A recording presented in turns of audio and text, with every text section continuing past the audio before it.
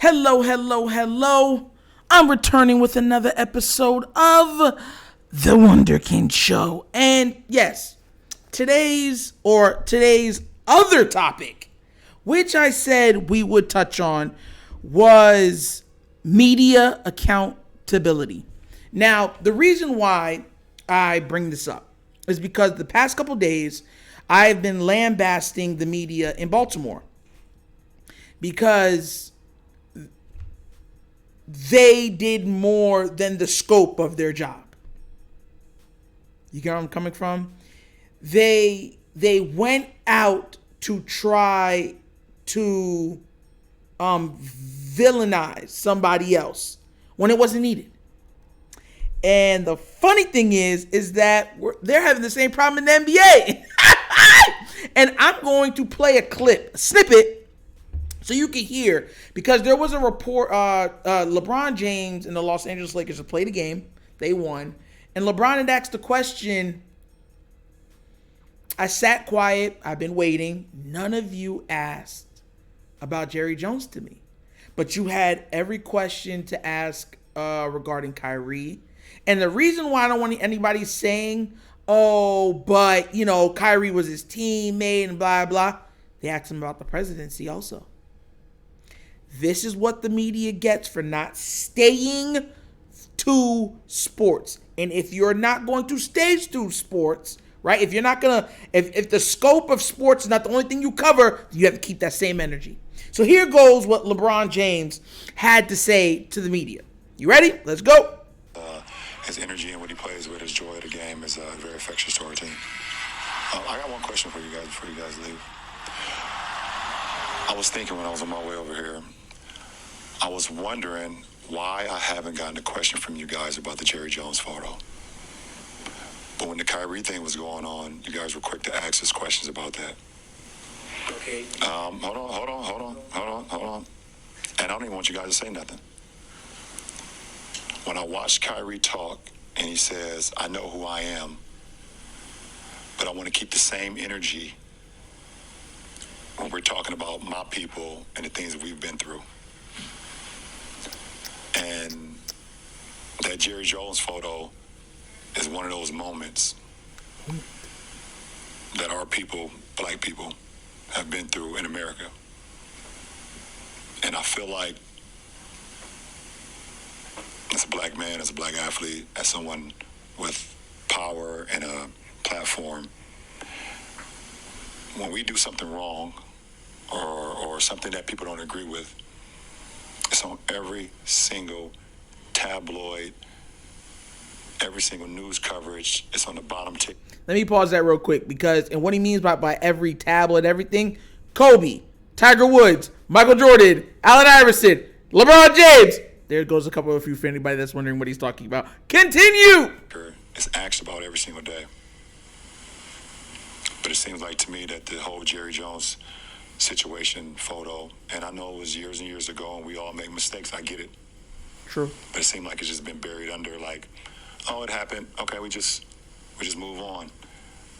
And I was just kind of disappointed that I haven't received that question from you guys. Appreciate it. So, that was LeBron.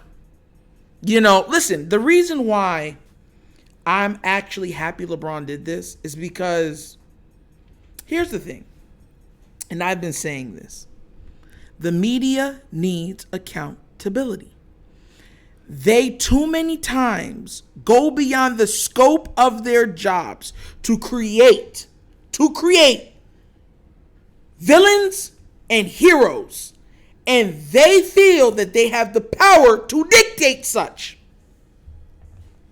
It's funny how the NFL has not brought up anything regarding the Jerry Jones picture.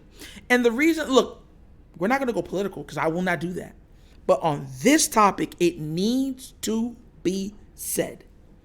Because when Kyrie made the mistake of tweeting about a movie that they deemed anti-Semitic, they gave a list of criteria for him to not only do and fulfill, but to have media obligations to make him feel bad boy. You know not to do that, and you better not do it again. Now, when we go to Jerry Jones, we don't see that same energy. Now, I know some people are going to say, but he was only 14 years old. Do you know what I have to say to that? Emmett Till was killed at 14 years old. We have 14-year-olds today shooting up schools. 14 does not just absolve you from the heinous crimes that you might commit at that age. I can remember clearly what I was doing at 14. Clearly. And it wasn't that. Now look, to be fair to Jerry Jones, was it a different time? Yes. Was it during a fully racist and segregated America? Yes. But you were a part of it with documentation nonetheless. Because I will give you something to say on this.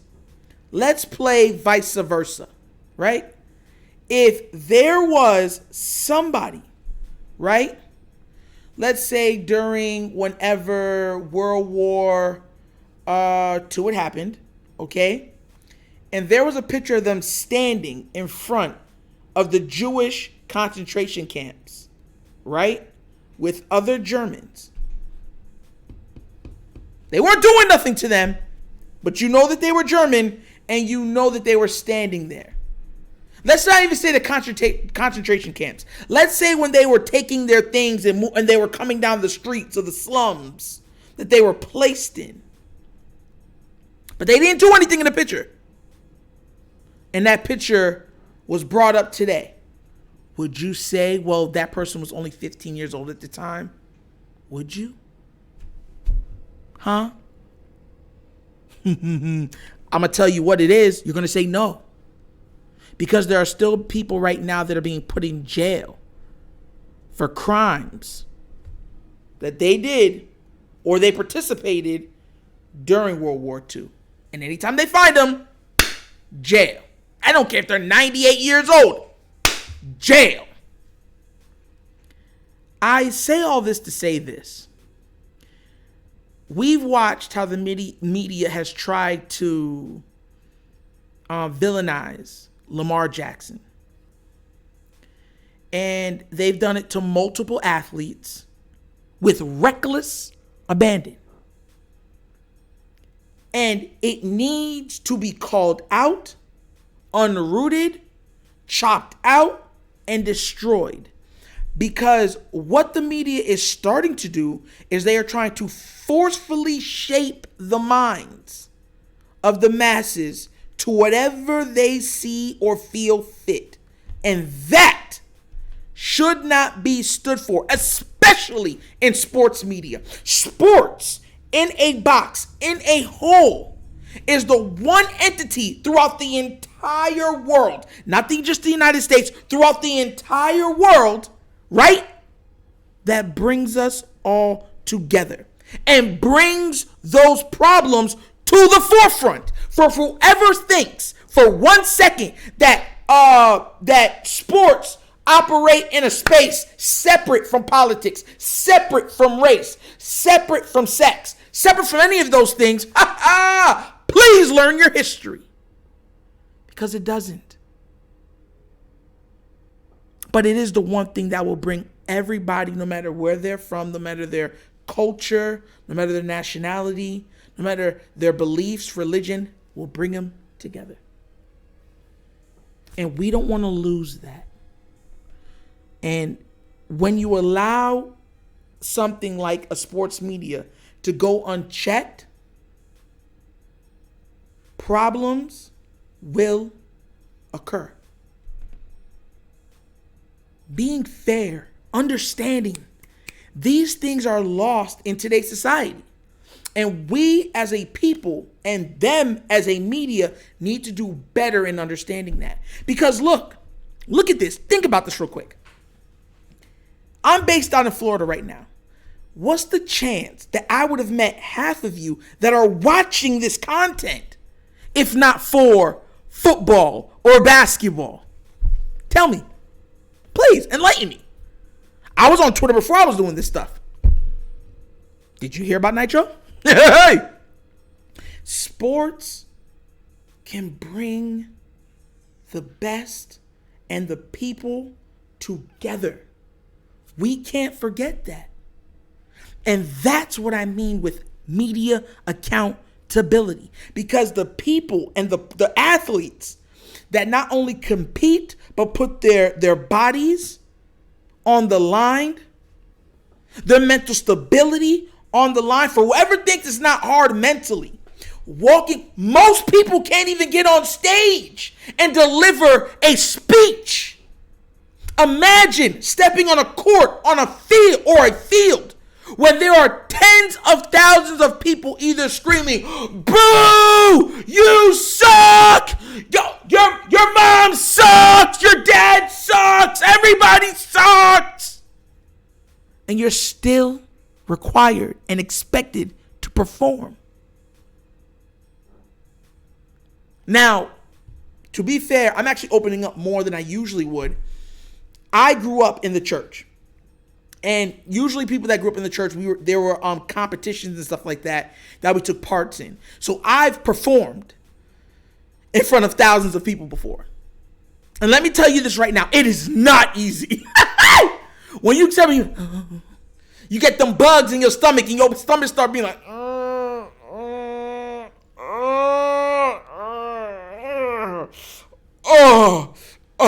like late night Taco Bell. Extra queso. And guess what? There is no, you have to give him 5 minutes to, no. You just have to perform. You have to understand, as much as these athletes are being paid for their services, and handsomely, I might add, they're still human. If we take out the human element and human understanding to athletes and the sports, it loses its meaning. You understand? It loses its ability to reach. I want everyone that's watching us to think, and I'm going to close on this. I want you to think back to a basketball game or to a football game or to a soccer game or to a football game, whatever you want to call it, a game that when you were a kid, that kind of changed the way you thought about stuff. Maybe it was the way that a player fought through adversity. Maybe it was the way that an older player showed maturity. Maybe it was a guy playing beyond his actual capability and just being special for that moment. That lit up something inside of you, mentally, physically. Remember till today that maybe you're watching with your family, and that moment, you're like, oh my God, my grandparents passed away, but that moment is the height of my family love with one another.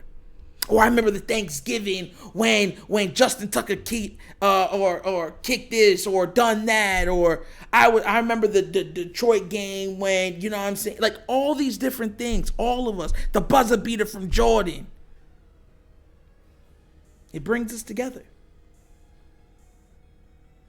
Any entity of power needs to be or have checks and balances. And sports media, especially now with social media being such a dictation of the masses mindset, it needs to be watched over, cared over, cultivated over, so people just don't abuse the power in which they're given. Because there's one thing that's we all know. Power corrupts. And absolute power corrupts. Absolutely. And let's not forget that, guys. Let's not forget that. And that was another episode of the Wunderkind Show. 2 in 1 day, baby. I'm on fire. Look, I told y'all before, I love you guys. Thank you for tuning in. Please remember to like, subscribe, and retweet. And that was another episode. And I got to get out of here, guys. I got to get out of here. So if I get out of here, that means you got to get out of here too. And for whoever is new to watching this channel, y'all going to learn my slogan. And my slogan goes something like this. Okay, I'm ready. Peace. And I am out. Yeah.